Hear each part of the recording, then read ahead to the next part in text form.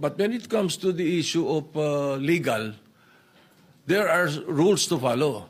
So let me start with what the minority leader said as far as the Blue Ribbon Committee is concerned and the order. Malinaw sa rules natin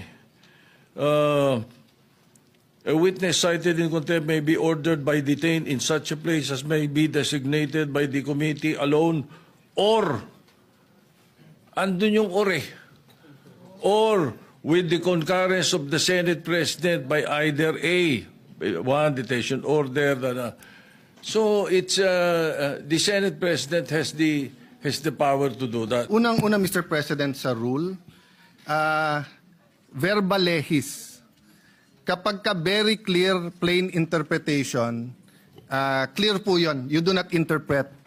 Ang sinabi po sa Rule 6, a witness in contempt may be ordered detained in such a place may be designated by the committee alone.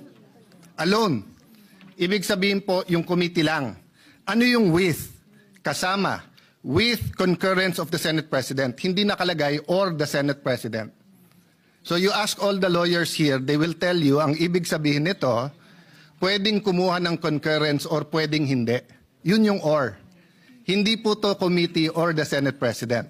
That's why if you go to the last paragraph, the order may be lifted by the chairman with the concurrence of the Senate President. The Senate President cannot lift ang nakalagay doon with the concurrence. Hindi rin pwedeng yung committee.